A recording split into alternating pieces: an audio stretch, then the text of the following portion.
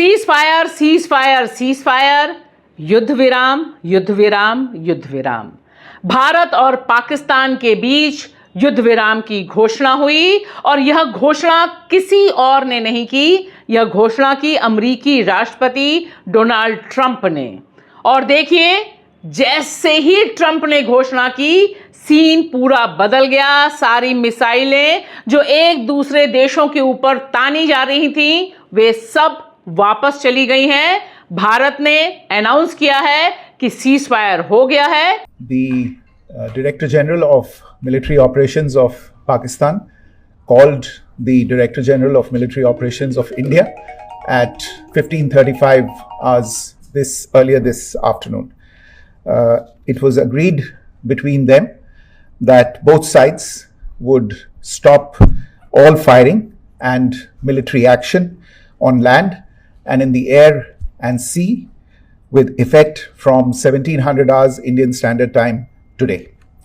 Instructions have been given on both sides to give effect to this understanding. The Directors General of Military Operations will talk again on the 12th of May at 1200 hours.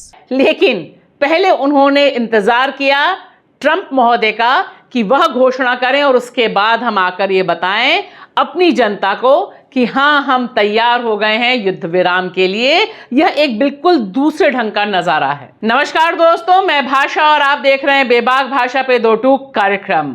Trump इशारा करते हैं और भारत और पाकिस्तान उनकी आज्ञा को मान लेते हैं। युद्ध विराम की घोषणा हो जाती है और हमें, जी हां, इस मुल्क में रहने वाले अधिकांश लोगों को इससे दिली राहत मिलती है, बहुत खुशी होती है, क्योंकि बहुत बड़ी संख्या में लोग आज की तारीख में यह महसूस कर रहे थे कि अगर इन दोनों देशों के बीच, क्योंकि भारत के पास भी न्यूक्लियर वेपन है और पाकिस्तान के पास भी न्यूक्लियर वेपन्स हैं, अगर ये दोनों टकराएंगे तो किसी का भला नहीं होगा। लेकिन दुख इस बात का है कि इस बात की घोषणा देश के प्रधानमंत्री नरेंद्र मोदी को करनी चाहिए थी। अफसोस, इसकी घोषणा अमेरिका से होती है। अमेरिकी राष्ट्रपति घोषणा करते हैं कि मैंने इन दोनों देशों को तैयार किया कि वे युद्ध विराम करें। और जिस तरह से चीजें पलटी हैं चुटकियों में, वह बता रही हैं कि भीतर की कहानी बहुत समय से चल रही थी, जिसका नतीजा युद्ध विराम में हुआ है।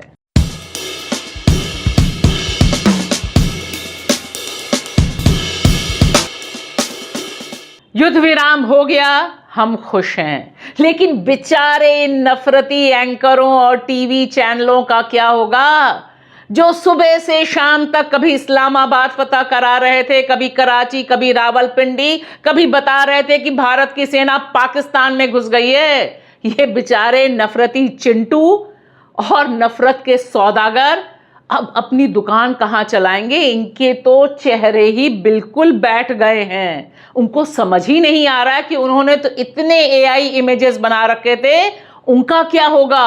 आज की रात वे उस पर खेल ही नहीं पाएंगे। लेकिन इन सबको बहुत सटीक जवाब मिला है। जवाब यह है कि युद्ध किसी भी चीज का, किसी भी समस्या का हल नहीं होता है, और यह हम पहले दिन से कह रहे हैं। और आज का प्रोग्राम, हमारा जो खास प्रोग्राम है, ये इन्हीं आवाज़ों को आप तक पहुंचाने का प्रोग्राम है कि इस मुल्क में, भारत में, ये आवाज़ें जिन्हें युद्ध के शोर में नहीं सुना जा रहा था, वे क्या कह रही थीं, क्या कह रही हैं और आगे भी क्या कहती रहेंगी। यह आवाजें पहले दिन से कह रही हैं कि युद्ध नहीं होना चाहिए, और इसकी ठोस वजहें दे रही हैं कि इस युद्ध से किसे फायदा होता है। यहां पर उन आवाजों को आप तक सुनाने से पहले मैं दिखाना चाहूंगी और बताना चाहूंगी कि युद्ध पर कैसा dirty game BJP Modi ji के राज में खेल रही है। देखिए यह वीडियो आज ही जारी किया है भारतीय जनता पार्टी ने, क्योंकि मोदी जी को तो पता था कि आज शाम तक युद्ध विराम की घोषणा हो जाएगी।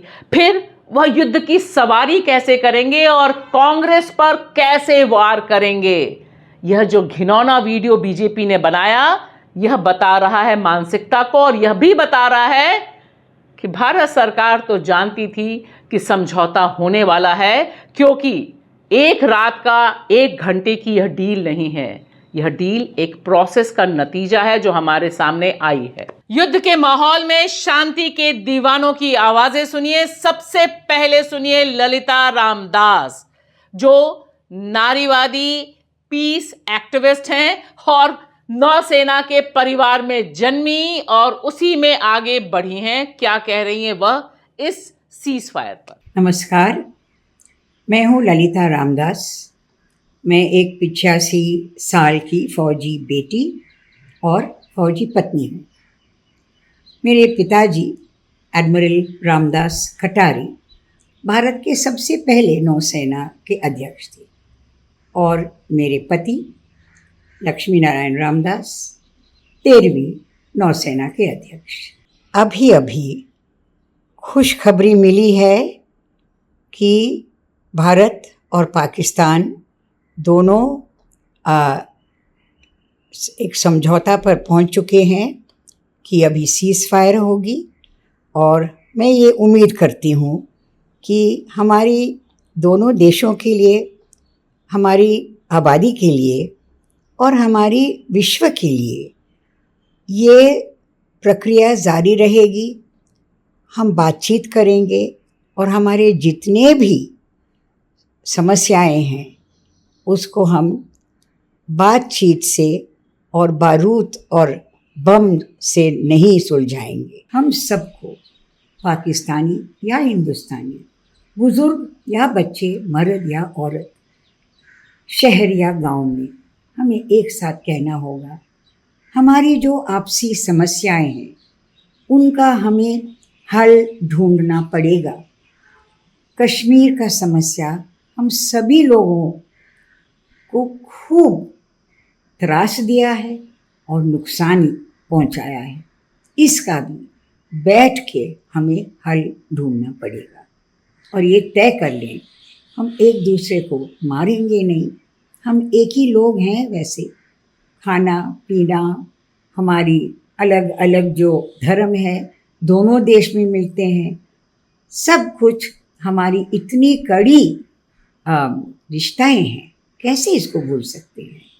तो मिलकर कहें, जंग नहीं, अमन चाहिए, गोली नहीं, बोली चाहिए।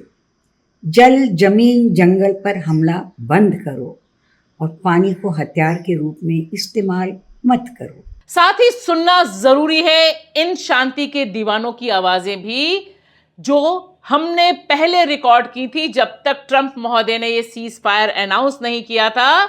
सोचिए, जिस समय युद्ध और युद्ध चल रहा था, उस समय भी ये लोग कह रहे थे कि हमें सीज फायर चाहिए और बस सीज फायर चाहिए। इसमें शामिल हैं फिल्म मेकर, पीस वर्कर आनंद पटवर्धन, जिनकी फिल्में अंतर्राष्ट्रीय स्तर पर ख्याति प्राप्त हैं, पुरस्कृत हैं। आनंद पटवर्धन सीधे सीधे क्या कहते हैं युद्ध के बारे में? और मुझे समझ में नहीं आता है कि अगर किसी को आतंक मिटाना है या आतंक के खिलाफ काम करना है तो वो युद्ध करके थोड़ी होने वाला है। युद्ध से तो आतंकवादी सफल हो जाएंगे, क्योंकि वो यही तो चाहते थे कि युद्ध हो जाए और हमारी बात दुनिया में फैले। मगर आतंक को मिटाना है तो लोगों के साथ दोस्ती करने से ही ये काम हो सकता है, और किसी के ऊपर बम फेंकने से ये काम खत्म, ये तो होने वाला नहीं है। और इसी क्रम में सुनिए लेखक, कवि और राजनीतिक विचारक अजय सिंह को, जो अपने बिंदास अंदाज के लिए जाने जाते हैं, और वह सीधे सीधे कहते हैं कि यह युद्ध किस तरह से भारत और पाकिस्तान की सरकारों को फायदा पहुंचाने का गेम प्लान था। आदाब, मैं अजय सिंह, हिंदी का कवि और लेखक। युद्ध का हर हाल में विरोध किया जाना चाहिए और शांति के लिए पुरजोर कोशिश की जानी चाहिए। भारत और पाकिस्तान दोनों देशों की जनता को चाहिए कि वह इस युद्ध का विरोध करे और शांति के लिए हर चंद कोशिश करे। दोस्तों, एक बात मैं बहुत साफ कर देना चाहता हूं कि युद्ध हर हाल में शासक वर्गों को और खासकर सत्तारूढ़ पार्टी को फायदा पहुंचाता है। हमारे देश में भी जो युद्ध का माहौल बना दिया गया है, उसका फायदा हिंदुत्व फासीवादी भारतीय जनता पार्टी की सरकार जो केंद्र में है और उसके प्रधानमंत्री नरेंद्र मोदी को मिलता हुआ दिखाई दे रहा है।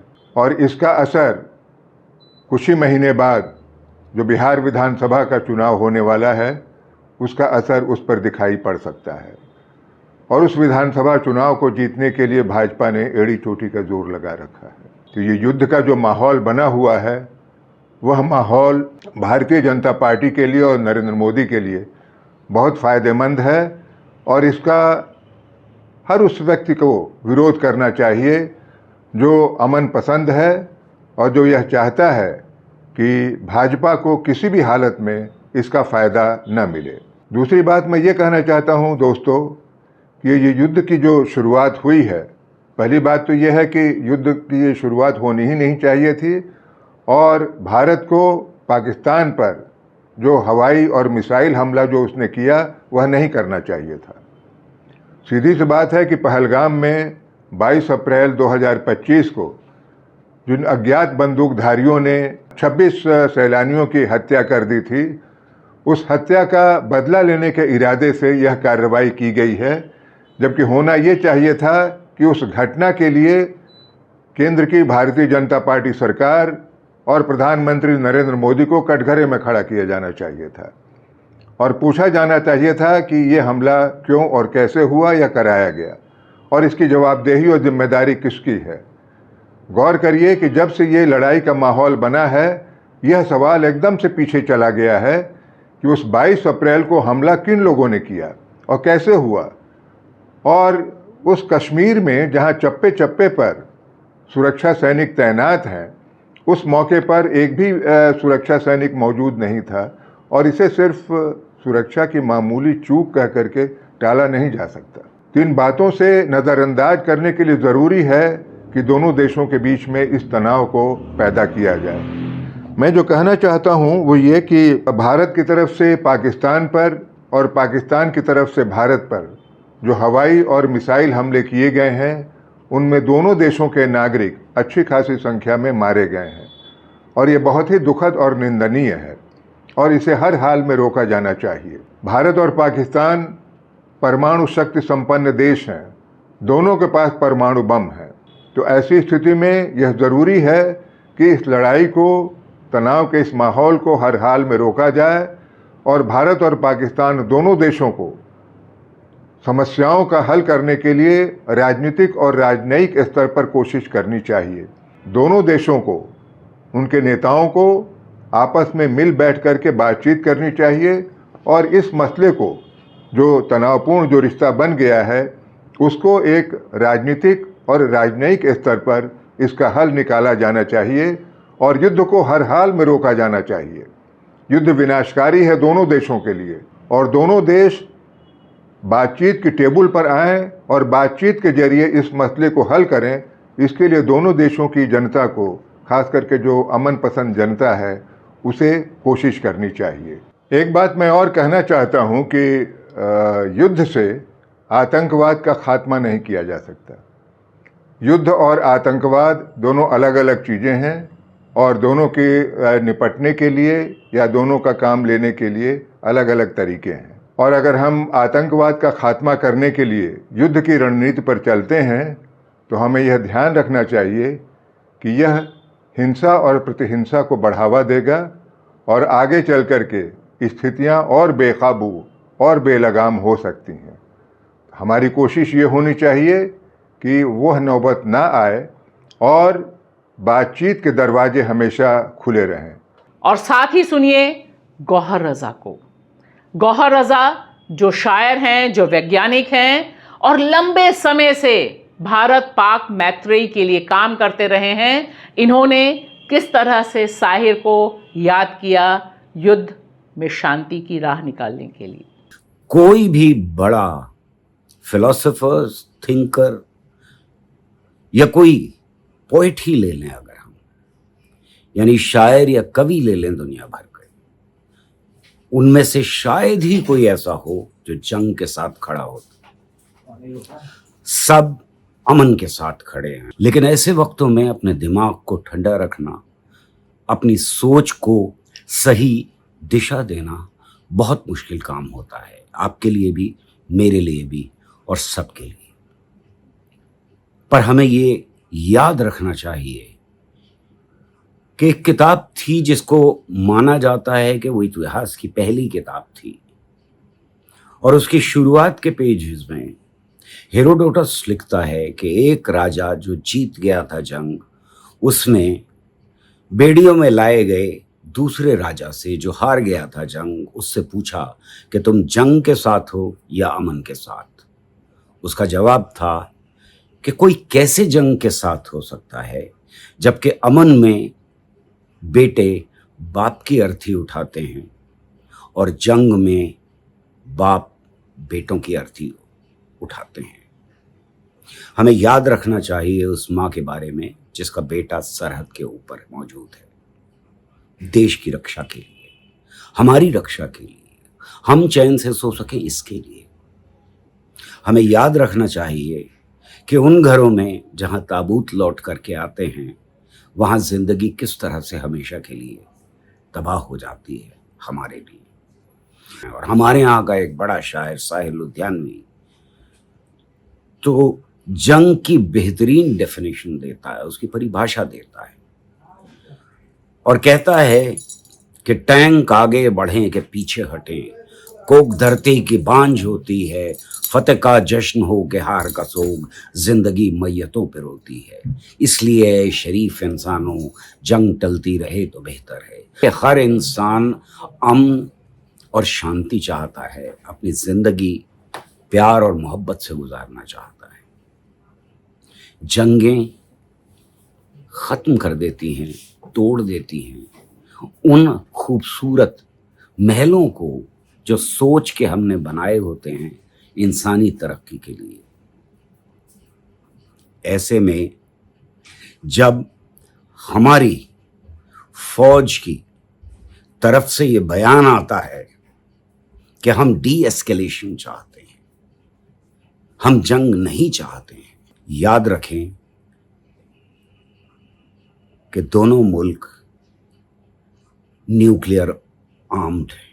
साथ ही साथ राम पुनियानी जो लेखक हैं, विचारक हैं, बेबाक भाषा पर डिकोडिंग आरएसएस प्रोग्राम होता है उनका, उन्होंने अपने अनुभव से बताया कि दोनों मुल्क, वहाँ की जनता एक दूसरे से नफरत नहीं करती। शासक भले ही नफरत करते हों, साजिशें करते हों, लेकिन जनता है वह पीस चाहती है। जैसा हम जानते हैं कि आज वैसे तो इस बात में कोई शंका नहीं है कि पाकिस्तान के अंदर आतंकवाद के कई अड्डे थे जिस पर अभी भारत ने हमला किया, और उम्मीद है कि इसके बाद से कश्मीर में होने वाला आतंकवाद और दूसरी जगहों पे जो आतंकवाद हुआ था वो ख़त्म हो जाएगा, इसकी हम एक आशा रखते हैं। पर सवाल यहाँ ये उठता है कि एक तरफ तो दुश्मन देश के जो खिताब उसको देना ये कितना सही है। आखिर में पाकिस्तान हमारा पड़ोसी है, वहाँ के सभी लोग भारत से नफ़रत नहीं करते। वैसे तो देखा जाए तो हम में से कई लोग जो पाकिस्तान गए हुए हैं, कुछ छोटे एक्सचेंज प्रोग्राम्स में, उन्हें लगा कि पाकिस्तान के लोगों में भारत के लिए बहुत आदर है, भारत के लोगों के लिए बहुत प्यार और सम्मान है। तो ये जो लगातार प्रोपेगेंडा किया जाता है कि पाकिस्तान एक दुश्मन देश है और ये एक उससे नफ़रत करके भारत के मुसलमानों के प्रति नफ़रत बढ़ाई जाती है, उनके लोगों के खिलाफ नफ़रत पैदा करना ये हमारे लिए उचित नहीं होगा। पाकिस्तान और भारत के बीच में व्यापार के बहुत संबंध अच्छे हो सकते हैं, शिक्षा के अच्छे हो सकते हैं, स्वास्थ्य के अच्छे से हो सकते हैं, उनको सामने लाने की कोशिश करना चाहिए। लोगों के बीच में सद्भावना बनाए रखने की कोशिश करना चाहिए। और आरएसएस का जो एजेंडा है नफ़रत फैलाने का पाकिस्तान के खिलाफ और उसके समांतर भारतीय मुसलमानों के खिलाफ, उस एजेंडा को कमज़ोर करने की, उसका मुकाबला करने की पूरी ज़रूरत है। इस युद्ध विराम से हम सबको बहुत राहत है, क्योंकि हम सब दरअसल शांति चाहते हैं। हम चाहते हैं कि हमारे घर आबाद रहें, कोई भी बेवजह मारा ना जाए। लेकिन इस युद्ध विराम से कई गंभीर सवाल उठे हैं कि जो नुकसान हुआ है दोनों तरफ, वह क्या नुकसान जायज था? क्या आज जब हम कुर्सी पर बैठकर चर्चा करने के लिए तैयार हुए हैं, तब पहलगाम के बाद यह पहल नहीं की जा सकती थी? क्या हैं ऐसे अनसुलझे सवाल? उनके लिए बने रहिएगा बेबाक भाषा पर, हम देते रहेंगे अपडेट। फिलहाल दीजिए इजाजत और जरूर लाइक करिए, शेयर कीजिए हमारा चैनल और दूर दूर तक पहुंचाइए हमारे वीडियोस। शुक्रिया।